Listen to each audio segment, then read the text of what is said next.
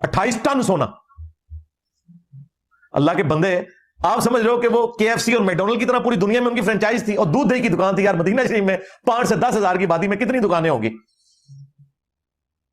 दूसरे मुल्कों में भी कोई कारोबार कर ले दूध दही का, उस जमाने में ज्यादा कितना कर सकता था?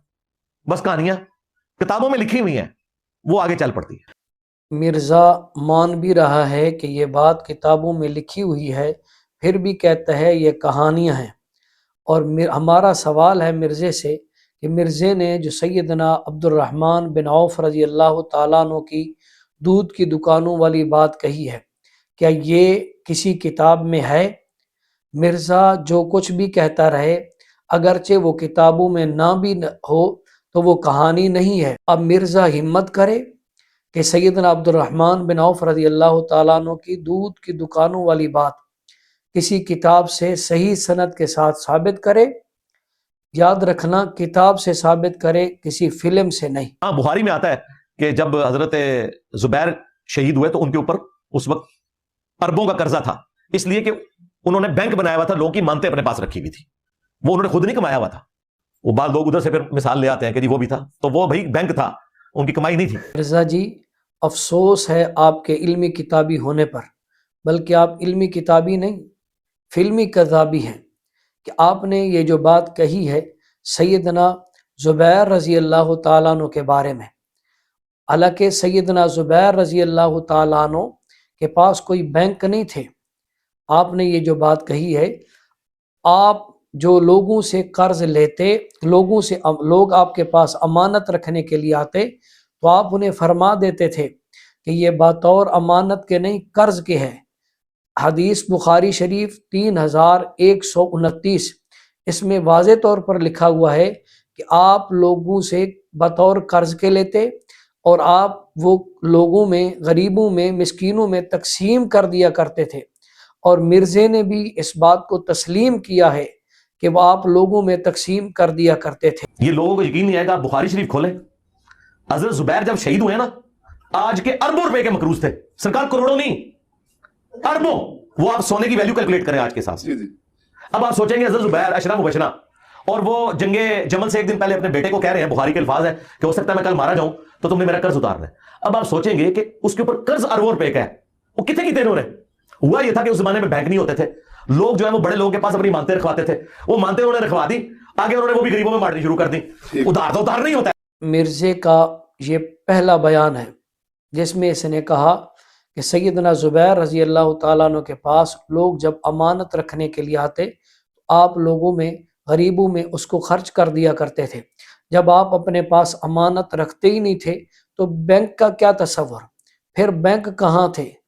मिर्ज़ा बुखारी पर इतना बड़ा झूठ बोल रहा है और झूठ पर झूठ बोलता जा रहा है, और डीठ इतना है कि बिल्कुल मानने के लिए तैयार ही नहीं। सैयदना ज़ुबैर रज़ी अल्लाह ताला अन्हु जब अपने पास अमानत नहीं रखते थे तो फिर बैंक का क्या तसव्वुर, कहाँ से तसव्वुर होगा? और सैयदना ज़ुबैर रज़ी अल्लाह ताला अन्हु, हदीस के अंदर आता है, इसी हदीस बुखारी शरीफ के आखिर में, इसी हदीस के 3129 में लिखा है कि सैयदना ज़ुबैर रज़ी अल्लाह ताला अन्हु की जो अपनी मालियत थी ज़ाती, वो 5 करोड़ 2 लाख दिरहम थी, जो उनकी अपनी ज़ाती जायदाद थी।